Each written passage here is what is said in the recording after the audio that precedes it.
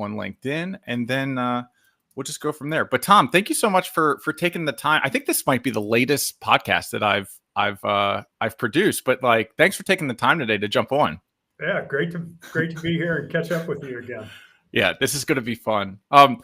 When I was looking at your resume and your background and everything else, you started off in sales, it seemed like, and then you got into consulting, and then you got into fragrance. And I can't wait to get into some of the lessons learned and things that you did in fragrance. How did you get into sales and then eventually EY? What was that journey like? Yeah, I came out of college undergrad with an engineering degree and kicked off into the oil industry. And one of the first jobs I had was in sales there, and for a small refinery for about 3 years until they went Chapter 11. And uh, I moved from there in the oil industry from that $30 million company to a $30 billion company, Amoco Oil. So one of the large, Seven Sisters, as they were called. So, and spent 4 or 5 years there back on the engineering side, and went to business school, courtesy of Amoco Oil. And uh, after that, moved into consulting at Ernst & Young, and I quickly gravitated toward their small, medium business practice. So $50 million companies, $100 million companies, and just really realized that that's where I wanted to be. And that was kind of the action that I liked. And then after Ernst & Young, I took that leap and got into entrepreneurial opportunities, typically partnerships, where I would come in as a partner to an existing company, take an equity stake, and try to grow the value of those enterprises. Got it. And what was the attraction to these smaller companies? Because it sounds like you first developed that at Ernst Young when you started focusing on them. Then you're like, this is my jam. What was it about them?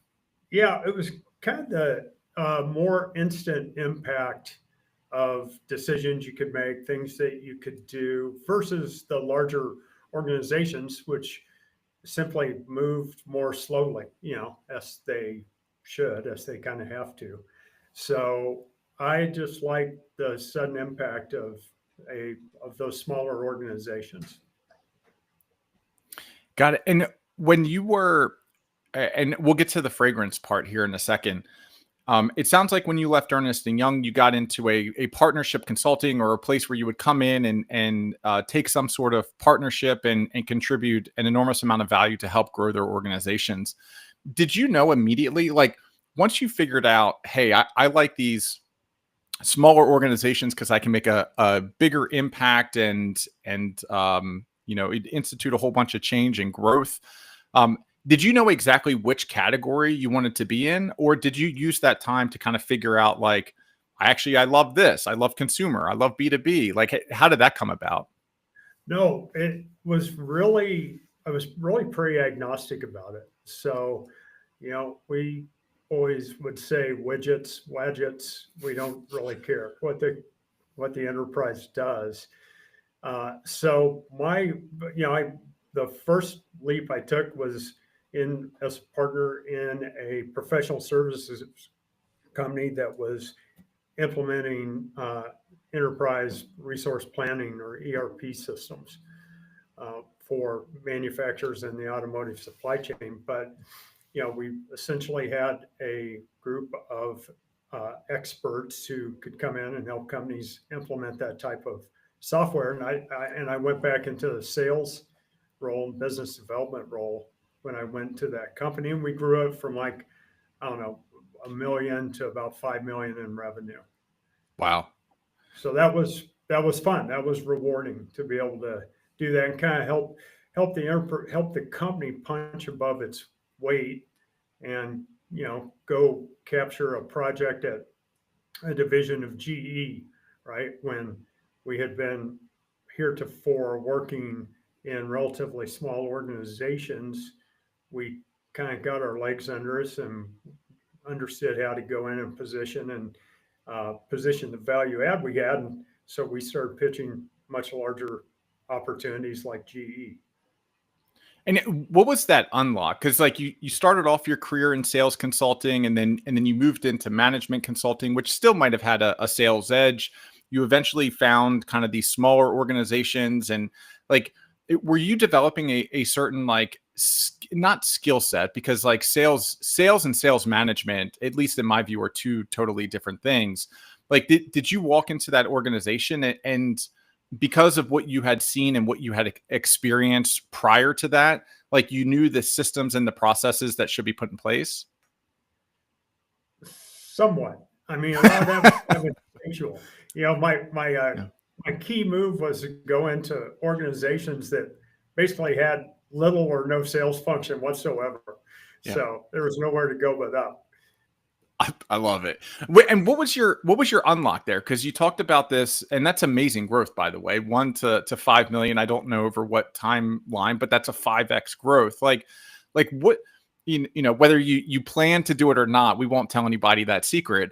What was that unlock where it was like we did this or we did that, and that really kind of caused that trajectory? I would say the key thing that we did, the methodology, if you will, was simply listening very intently to the customers and the prospects and the sales cycles, and really kind of positioning in a way that they would help us write our proposal. So we were just listening for the value add that they were looking for, and then figuring out if we could do it and how to communicate that back to them. Hmm. And is that something like, did you develop a process around that? Like once it started working, was it like, okay, like this is how we're going to train up the staff. We do more listening and we do more note taking, and then we translate that into the sales. Like did you guys observe that and say, this is it. This is a repeatable process. We're building a playbook. We did, yeah, typically in these different endeavors, maybe 1 to 2 years in, we would kind of start to formalize that a bit, not extensively. We were not writing binders of SOPs on this or anything. But the concept was to really listen and ask questions of the customer and just try to deepen our understanding of what they needed and wanted more effectively than our competitors were doing that. And that, not to bring EOS into the conversation already, but what's interesting about what you just said is like we didn't build a whole bunch of like procedures and processes. We kind of built the high level, and that reminds me of like an EOS process of like, capture the top 20% of everything, and we can go back and figure out the details later. What do you think was that by design of like that? Every salesperson or everybody here understands generally how to do it in a template format, but we give you the ability, the authority, the empowerment to kind of go between the lines and figure out how to actually, translate that into sales. Yeah, I would say, the trick there is that you have to get the other party, the prospect or the customer, to uh, deepen the conversation with you, right? So the way to do that is to ask questions, but also ask the right questions that are meaningful to them or interesting to them. So some of it is just, I think, putting yourself in their shoes, thinking about how you'd be looking at the world if you're on the other side of the table talking to vendors, and try to get inside their head from that angle. Love it. Okay. All right. So now we were in this company. We took a partnership role. We 5x'd it. We put a little bit of process and procedures. We've demonstrated or proven to ourselves that we are capable. Was the next endeavor after that in the fragrance? Where did you go after that? After that, I got bit by it was right around 2000. I got bit by the, technology bug and Yep. software, and went to a software company and spent a couple of years there in business development. And we endeavored to, at one point, sell that company. Uh, couldn't get it sold, and then I decided to, you know, exit and move on to next chapter. And what was And that like? Okay. next chapter then was the fragrance opportunity, and it was in turnaround mode, and they were looking for someone to come in and head up the revenue function, you know, sales, business development. And we, you know, there was a blueprint there. The company was 40 years old at that time, and had founder had passed away. The company had dwindled over a couple of years from 6 million in revenue to, I think, 3 million. So it was in turnaround mode, and so that created an opportunity to a do the turnaround, b buy the company from the founder's family, who was holding it. And so the team, executed that. I came in as a minority partner on that team and executed that over a series of a few years. And So so that one we ended up growing to 45 million. that's okay. There's the story. You know what? We're gonna skip my line of questioning around the software company. I was going to go into the comparison between sales, but I am dying to now get into this topic. So you said it was owned by the family. How did they find you?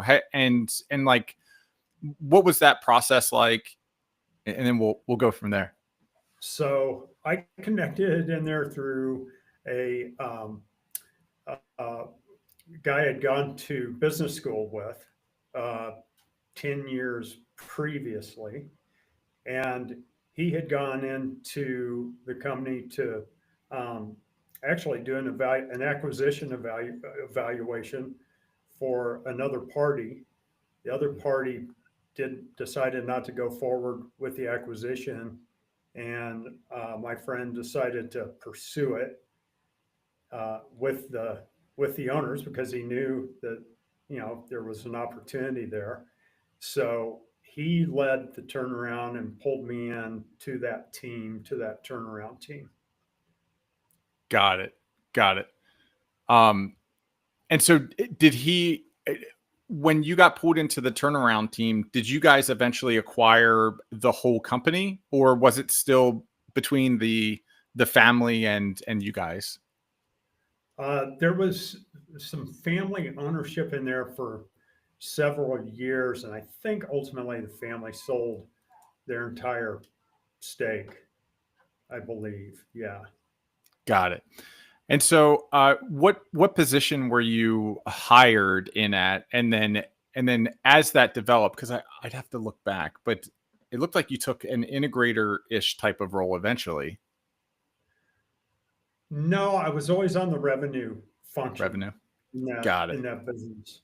So, and there was a blueprint, right? This was an existing business, so they had some key assets. They had uh, products of their own, brands of their own, making and trademarking that they sold into independent retailers, a lot of mom and pop shops, as in thousands of mom and pop shops across the country. Great channel. And secondly, they had proven the ability to do private label design and production for larger retailers. So, such as, you know, apparel, specialty retailers, like ultimately we captured the Gap and American Eagle and Urban Outfitters. Um, and so when we got there in turnaround mode, that was, you know, there, the glimmers were there. There were small versions of those retailers that were already in play. And again, we simply, you know, figured out how to go up the food chain and punch above our weight in terms of being able to capture larger accounts like the Gap. And when you think about, so I was doing a little bit of research on this industry, and one of the things that struck me most is, you talked about kind of this white label or producing for different retailers, but like Stetson, for instance, which I think is more known for like hats and other things from like a Western standpoint. They have a fragrance line, but they do licensing deals. And so this industry seems to be pretty heavy on white labeling and licensing out brand names. And that's an opportunity that you guys obviously saw. Uh, Absolutely. So we got into, so there was, to recite the channels, right? There was our own brands that went into independent retailers. There, we did not invest a lot in branding and marketing there. So those were pretty quiet brands. You wouldn't really know them unless you happened to shop at, at those particular independent retailers. Mhm.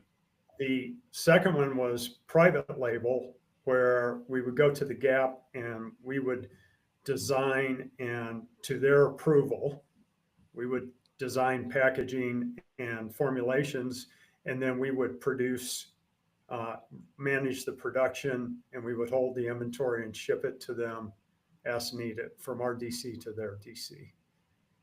And then thirdly, there was licensing, which, um, yes, there were, most of the fragrances that you see in the world today are licensed from, celebrity brand or apparel brand.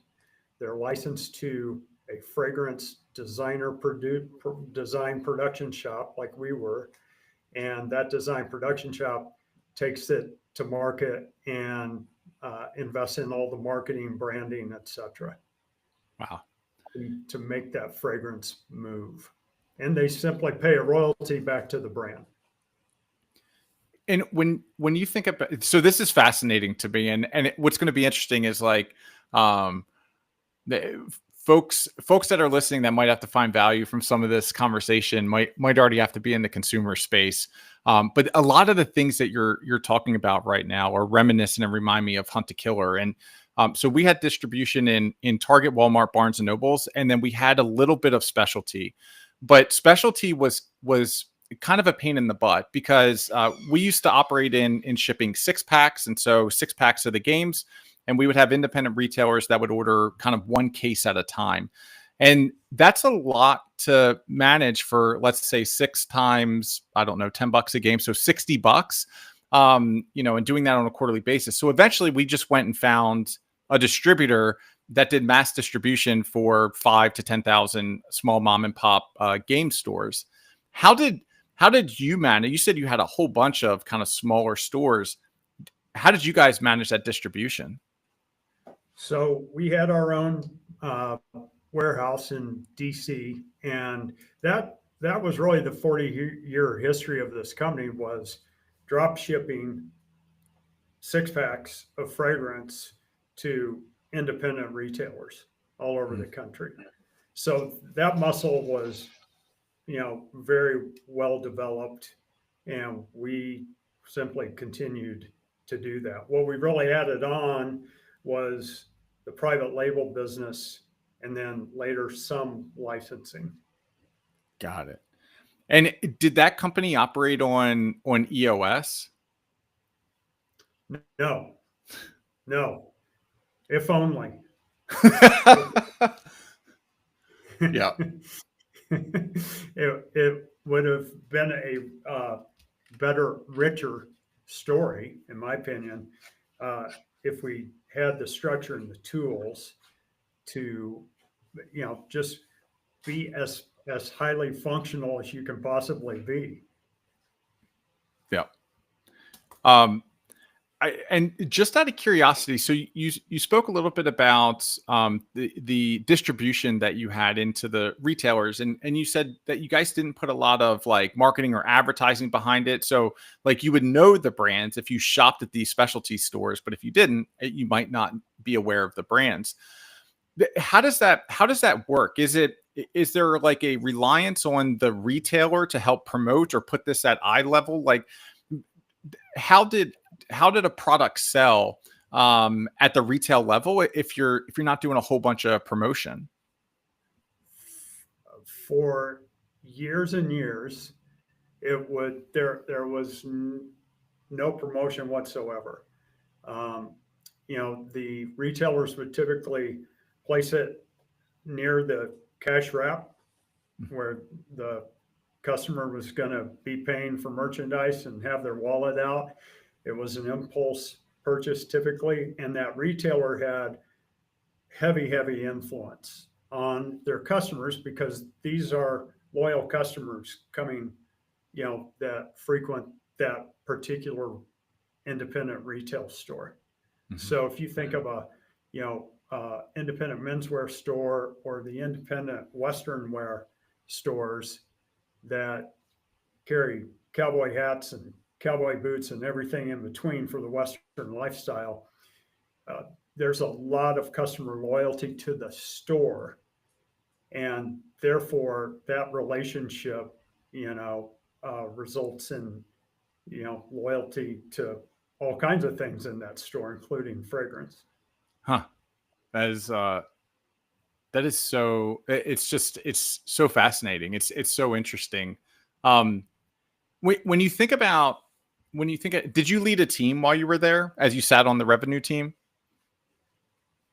So after I was there for 10 years, and around year 6 or 7, we began to build a team. I mean, we always had customer service reps handling all the independent retailers, but the elephant hunting on the private label side um, didn't evolve into a team function until year 6 or year 7, and Hmm. we began to divide and conquer some of the, prospecting and door opening versus the actual then cultivating the buyer, and then kind of running the playbook that we ultimately developed, which we called the talent showcase.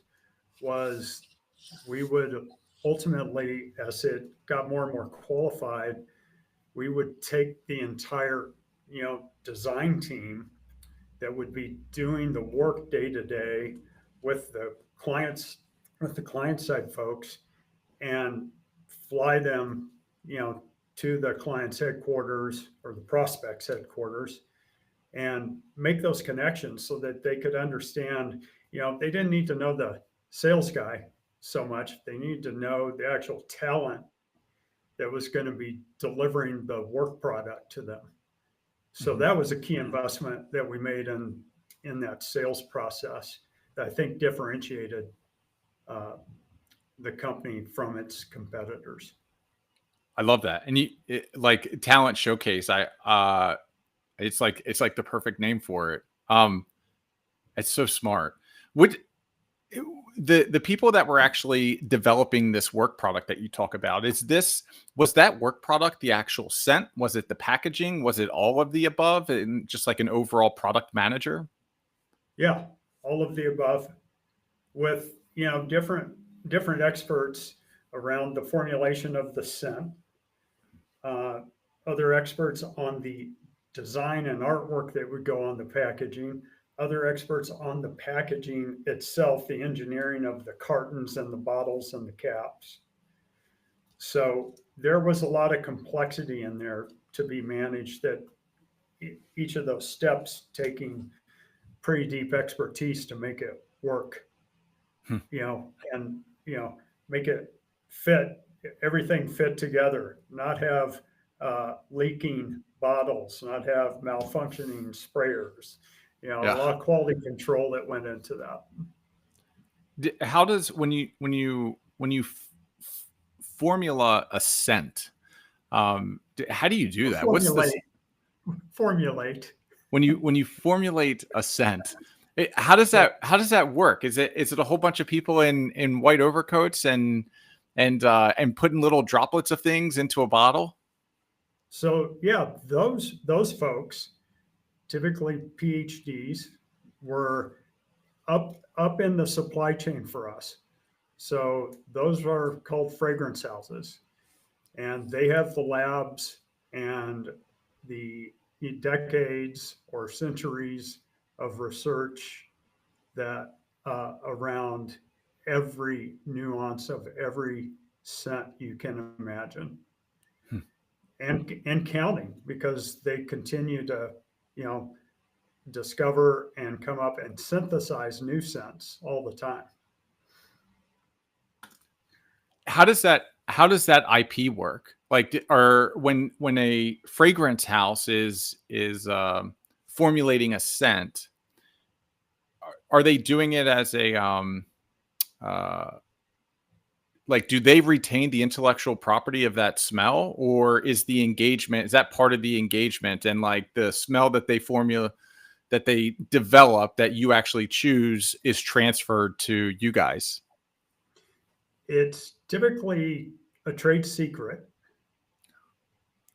which means it's not legally protected. It is simply kept secret as possible. So if someone endeavors to, you know, reverse engineer the how Chanel number 5 smells, that you they are free to go do that. They're not free to call it Chanel number 5, because that's a trademarked piece of intellectual property. But they're free to uh, reverse engineer that scent as closely as they can, and then name it whatever, put it under any other trademark they care to use. That's so interesting. That reminds me of the trips that I used to take to Thailand with the Navy, and I would buy the scents, and they would smell nothing like the Armanis of the U.S. But that's interesting that it's trade secret and not protected IP. When when you go through an engagement like this with a fragrance house, is it do you then order all of your scents from the fragrance house, and you bring the scent in from the fragrance house, and you bring the packaging in from wherever, and you bring the bottles in from another place, and then put it all together? Yeah, yeah. And so typically, you know, a company like ours would have a fragrance expert Hmm. who is working with the not necessarily a PhD, but a highly trained, highly talented person at our company, who then is kind of interfacing with the PhDs at one of the big fragrance houses, um, to, to determine what we're going to present to the customer, and what that customer, and then, you know, give that customer some three very safe choices to choose from. We think they're all winners. We love to have them engaged in that final selection, though, for the buy-in and the kind of the ownership of what the final product will be. How do you know what you're going to be like it, and it's if someone shows me, let's say we're doing a logo design, and I see 100 different logos, I feel like I could boil that down to three, and but I really can't explain why. Like, the logo may just make me feel a certain way, or it may just stand out, or the colors may resonate. Is there is there anything scientific that goes into, like, hey, we had 100, we've nailed it down to three, and these are the three we're gonna like? How do you know which three that the client is most likely to resonate with?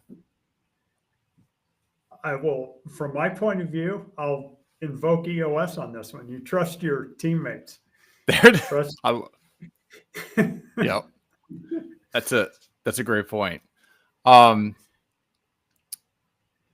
And then, are there times like, one of the things that we had trouble understanding with Hunt to Killer as we were developing the product was, like, how many products to have. And so there was a time where we were like, well, we'll develop 3 new SKUs each year, and then Target will take some sort of exclusive, Walmart will take 2 of them, and we'll kind of have this one that'll float between Amazon, maybe our direct consumer, maybe directly for our members. And that adjusted over the years. So I think we started off with, like, making like 5 a year. Then we came down to 1 a year because we had too much. Then we went back up to like 3 a year. How do you guys determine like how many new products you were going to come out with? Was it just based upon, like, hey, we've got a client, we're going to produce something for that client, or like, hey, we want to come up with two new scents this year for private label? You're typically, in our case, we'd be analyzing sell through. So, if the client is less, I always use the Gap, but it could be any, large specialty retailer. Um, they want to see, velocity and profitability per shelf space, per slot. And we do too. We're perfectly aligned with their interests in that regard. So, to the extent that we would do things like co-invest with them on promotions to increase that velocity for a given SKU in their, moving off their shelf. So you're looking at the ability to move the product through the shelf. And if that is not happening, you go to promotion. If promotion's not helping that happen, you really want to, purge it and reload, take another swing with another design altogether. So the catch being, how much inventory did you run that you need to sell through? Yep. You like our conversations reminded me of the times that I used to sit in meetings with both marketing or sales and marketing and product. And like the numbers would go on the board. And if they were great, there was really no conversation. It was great product and great marketing. But if they weren't so great, well, then it started this interesting conversation of like, well, was it not the right product or did we not market it correctly? I'm assuming those same sorts of conversations happened at your shop. I have a I have a feeling they happen across the entire CPG landscape. It's true. It's true.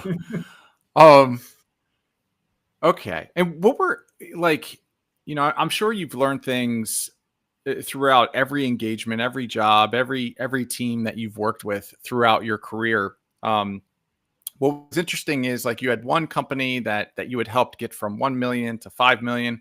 It sounds like this company that was in a turnaround mode was contracting a bit, and like you guys turned it around in a big way. Like, what were the one or two just like epiphanies that came from that engagement and from that experience that you've continued to like take into your practice and take into your professional career?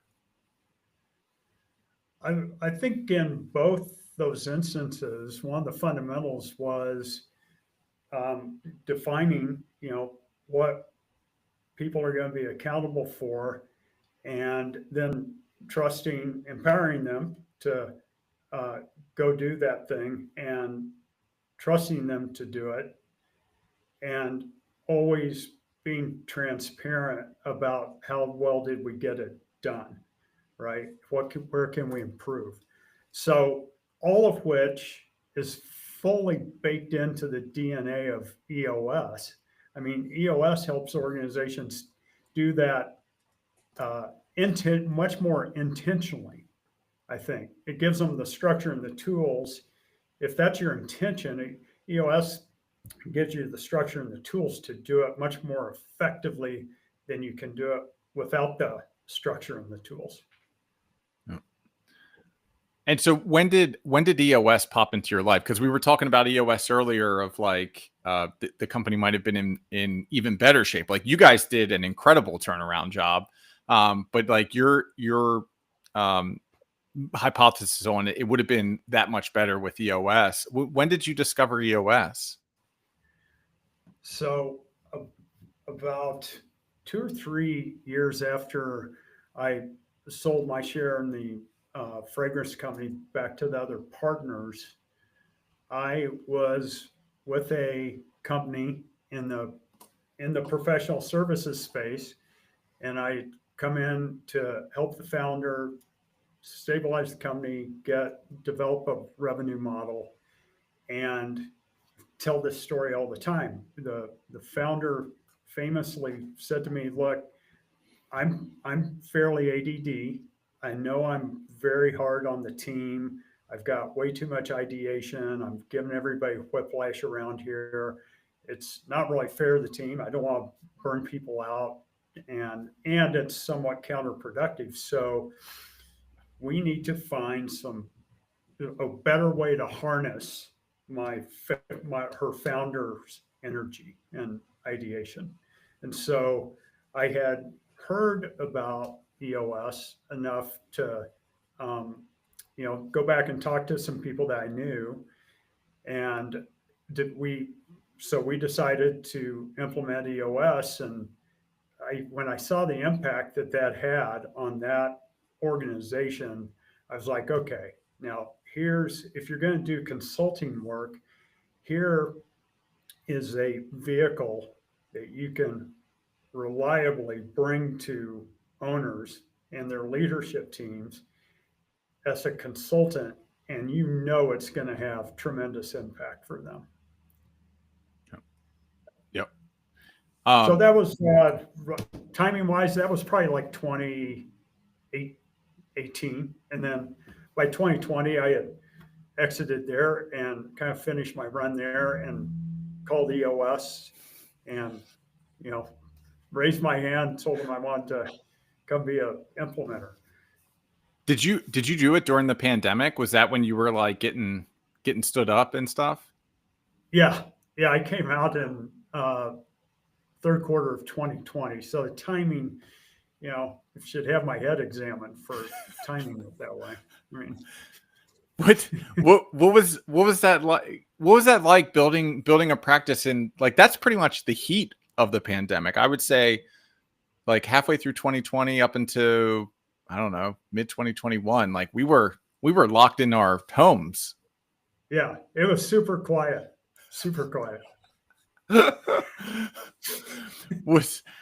I'm like, what do you think of BD? Is that just like, are you tapping your network and going back to people that you've talked to in the past and have built relationships with? Yeah. And my first client was somebody I had known for 20 years, so that was kind of the type of relationship it took at that particular time, at least in my case, because you're hanging a brand new shingle out, and you're trying to also rebrand yourself as from people thought of me as a fragrance guy, Yeah. not an organizational development, organizational change consultant. Yeah. So that was you have to make as hard of a rebrand as you can, so people get that and understand that you're doing something different now. So people I'd known long enough that to be able to have that conversation with, understood that. Has it been as rewarding as you thought it would be? Yeah. It's been more rewarding actually than I thought it would be, to be honest with you, because there's, we're always, I'll speak for myself. I think I probably speak for a lot of EOS implementers on this as well, but I'm always looking for what I call the point of transformation, which happens on a few different levels in the organization. But first and foremost, it's with the leadership team, where, somebody on that leadership team, a few months in, typically, totally unprompted, says, wow, this has just totally changed how we think and communicate around here. It's really quite amazing. And so that's when you've kind of hit the mark with all the EOS stuff. I always trace this back to, there was a futurist named Buckminster Fuller. Have you ever heard of Buckminster Fuller? No, but I'm going to check it out now. He's probably been dead for 40 years, but he got kicked out of, he was expelled from Harvard. So he's got that going for him. And he has my favorite expressions of his was, if you want to change someone's thinking, teach them to use a new tool, the application of which will change their thinking for them. which in a nutshell is exactly what EOS is all about. Only we're teaching leadership teams a whole series of new tools, and as they apply the tools, they transform their organization. So remember, the EOS implementer is teaching them the tools, coaching them on the tools, facilitating sticky issues that they may encounter along the way. But they have to apply the tools in order to drive the change into the organization. Hmm. What's been some of the more challenging parts? Like if you've got a company that's trying to hit or that's trying to implement, like have there been some like common or consistent things that you've experienced where you're like, there's ways to get ahead of this? So let's say I'm a business leader and either we're self-implementing or we've been considering for some time to bring in an implementer. Like what are some things that I should be thinking about that you see day in and day out that would like better prepare an organization to run on this journey?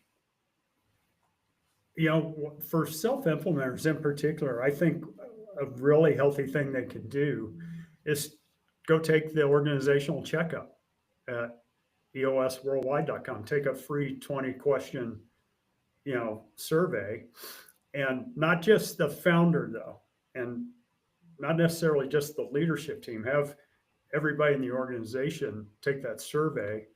Hmm. The app will consolidate all the results and give you a reality check on how strong your organization is in various key components of EOS. And I think that will be eye opening for a lot of folks that are self-implementing. I just worked with a self-implementer a few weeks ago, and they've been self-implementing for I think about a year and a half. Diligent, I mean, smart team, diligent team, and we spent a day together, really just doing a checkup and a tune-up on the tools. And there were just they just had some misinterpretations of how to apply some of the tools. And as soon as we talked through it and they applied the tool correctly, it was a total game changer. For example, they had not interpreted the target market element of the marketing strategy correctly. So we redid that in 30 minutes, and the founder was like, "Wow, that is going to be a game changer for us." Wow. What I'd love to hone in on that a little bit more because we even made that mistake, and not at Hunt to Killer. We had Margaret Dixon. She's out in your neck of the woods, and she's an incredible human being. She was our implementer at Hunt to Killer. We're self-implementing now at Talent Harbor, and we developed what we thought was our target market, and we ran it by Bill Huter. And he was like, "This is not a target market. Like, we need to redo this." What are some like of those key elements that you need to see to say they know who their target market is? So one of the key things is that sometimes clients misinterpret that they think the target market is somehow exclusionary. Hmm. Like, oh well, you know if they're not in our target market, then we're just not even we won't even take their phone call. If they want to, if they call us and want to do business and give us money, we're going to say no because they're not in our target market. That is not the concept. The concept is define the target market that you are willing to go spend resources, time, money, to find and capture. So it does not exclude you from doing business with non-target market entities, but that's that's optional and opportunistic, right? The target market is about who you really want to go seek and capture into your client base. Yeah, that's it was so interesting. we generally focus on businesses that are operating on some sort of business operating system, EOS. There's a couple others out there, and there's a reason for that. Like, one, we understand like how to communicate in these terms. We run on one, and two, they're better clients because they already understand why they exist inside of this economy. Generally, they understand who they are and what behaviors drive the organization in the right direction. And I think people often forget that these are essential ingredients that you need to go find other human beings to join your venture. Like, you need to know why you exist and the behaviors and attributes and values and all these other things, unless you're going to bring the wrong person inside of the organization. But we've started to have clients that aren't running on business operating systems come through, and Bill called them bluebirds, and he was like, listen, you take the bluebirds. He's like, that's not what the target market's about. It's exactly what you just said. Target market's about where you're going to spend your time, energy, resources.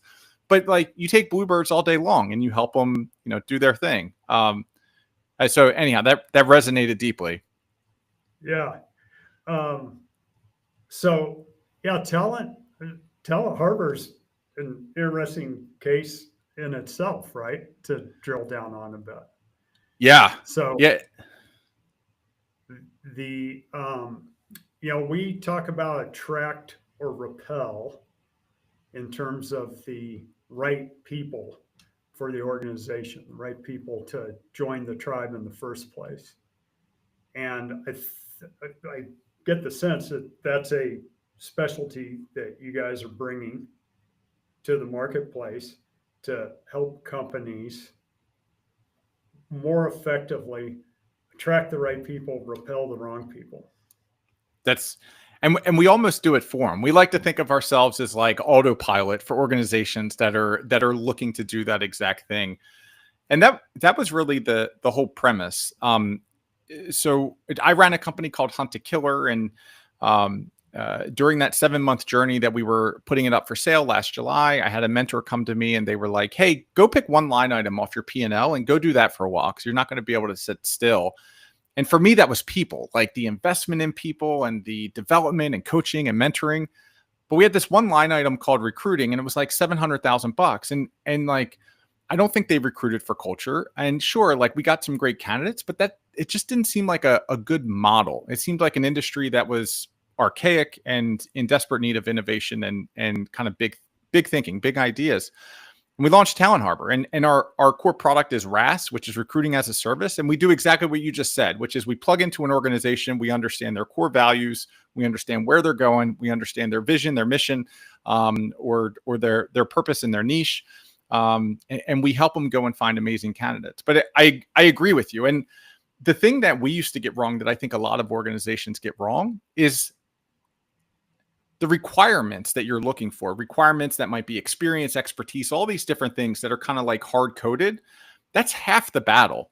And we only got hiring right half the time at Hunt to Killer until we got smart with it, because the other half of the battle is, do they align or do they share the core values of the organization? And that's half of our interview process. So anyhow, long-winded. I think I just got us on a tangent there, but you're absolutely right. Well, I'll tell you, I like 10 years ago, 15 years ago, you could not have found a bigger skeptic about that concept than Tom Tompkins. Yeah. I was a resume driven, kind of a guy. And since then, and this is something that I've really learned via EOS and via the client cycles with EOS, is that that's real. The culture is real, and the core values are the filter to the culture, culture match. Yeah, that's not make believe. So clients that see that and adopt that reduce their turnover. I mean, I don't know what the cost of a mishire is. The last study I saw was like $200,000 or something per employee that you're going to churn out in 6 to 12 months because you didn't bother to cross-check core values on the way in. I Listen, we are singing each other's language or speaking each other's language now. It's so funny you just brought up that statistic because we do a monthly workshop, and the workshop's called Hiring for Culture Fit. And so it's all about the interview and the process, and we share templates as a part of this that they can implement into their own systems. And we actually have a question. That's the first question that we ask the attendees is how much do you think the wrong hire cost your organization? And I always lead off with something like I read last week, and it wasn't last week now, it was 3 months ago now, but I read that like the cost of a bad hire was 60,000. And like that's not true. And I think what organizations get trapped into all too often is this notion of like this is the amount of money that came out of my bank account and went into their bank account. Therefore, that's the $60,000 loss or the $200,000 loss. They don't look at the degradation to culture. They don't look at the missed opportunities. They don't look at the wrong decisions. Like those things, we're talking millions can be the potential impact of the bad hire. So I'm in your camp now. Yeah, every bad hire comes with a blast radius, right? Oh, So that's good. there's your real number, and A that may blast vary radius. if they're customer facing. That could be a really big blast radius. That's Tom. I'm stealing that now, by the way. So I'm taking blast radius because I love that. Um, all right, I don't want to take up too much. I realize which time zone you're in and where people are in the East Coast, and so just some like closing questions for you. The first is, what do you look for in a client? Uh, just the openness to adopt new ideas. The biggest barrier that I see is in leadership teams is when people have an ego block about adopting a simple set of tools. And I get it. They're not going to trust. They're going to be skeptical until they see the tools in application and see the change and the impact that they have. So, but they just have to trust the process long enough to be able to see that first proof of concept, and then they really buy in, right? Yep. So, but when the biggest issue I see is when uh, key leaders, especially founders, don't really buy in. They're kind of dabbling or think this will be nice to have, or some nice window dressing that'll keep the leadership team busy. And when they don't really buy in, it just kind of sabotages the whole project. So that's what I'm always looking for. And I mean, like I said, 10 years ago, no one would have been more skeptical than myself about doing this type of work. So I know the type when I see it. It sounds, yes, and it sounds like open mindedness and a willingness to. It's almost like you have to trust the process going through. Like you have to be open minded enough to say like, if this, that's almost the question. Like, if this does work, what would the benefits be?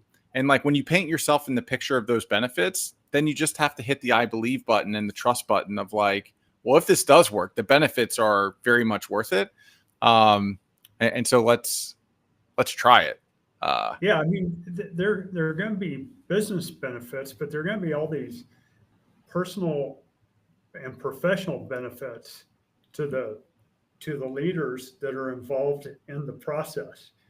Along with it, they're going to improve their work life for them, and improving your work life usually improves your personal life. Yeah, yeah. Um, and do you look for clients in and around kind of your area? Do you travel? Do you do remote? Like, where do you look geographically? So I have two additional target markets beyond my own backyard here in Boulder and Denver, which are Kansas City and Tulsa. And that's because I have past lives and latent networks in uh, both those cities. And so I love going back there. And I love, you know, I, I have networks, and EOS is basically a word of mouth driven proposition. So where you know people is where you're likely to develop clients. Awesome. And then last question for you, Tom. So someone is in one of three of those locations. They're open-minded and they're ready to commit to something. And they just loved everything you just said, which by the way, like I think you would make, there's not many implementers I see that have the background of consumer product. And actually we should talk after this, because I think there's some people I can intro you to. That said, how do they get a hold of you? They've loved everything they've heard and they're ready to roll. How would they get in touch with you? Oh, the easiest way is just email. And like every other, all our email addresses, tom.tompkins at eosworldwide.com. Perfect. Awesome. Well, Tom, I appreciate you taking the time on a late Wednesday afternoon to come and live stream some great conversation, talk about fragrance and consumer product, and and spread some wisdom. I appreciate it. I love what you're doing, Ryan. I love listening to the other interviews with the other implementers, because they all have a little different angle and different insights. You know, that I mean, I get nuggets off every podcast of yours that I've listened to. Well, now I know there's two listeners, there's two downloads. So now I know who the other one is. So I appreciate you. I appreciate your support. Thanks to you so much for listening. And pretty soon you'll be able to listen to yourself, because we're going to polish this one up and push it live. Yeah, that'll be bizarre. It'll probably be horrifying. Awesome. Well, I won't tell you we've been live streaming this whole time. Tom, thank you so much for coming on. I appreciate the time today. All right, Ryan. Great seeing you. All right. See ya. Thanks again. Bye now. Awesome. Thanks so much, Tom. I appreciate it. And the other thing there is, I did mean it. I think that you have a really interesting lens. There's not many. We struggled implementing EOS initially because it was really built for kind of professional services and like family-owned businesses, not for a consumer brand that was growing to $50 million in 4 years, 5 years. And you would bring a really interesting perspective to that CPG space. So there might be some intros I can make for you. Yeah, I mean, I'd love to talk to him. I did have one company that did hunt me down because of the CPG stuff, and they were a skincare company out in California, and had great experience working with their team. And there was some beyond the EOS stuff. There was literally some industry insight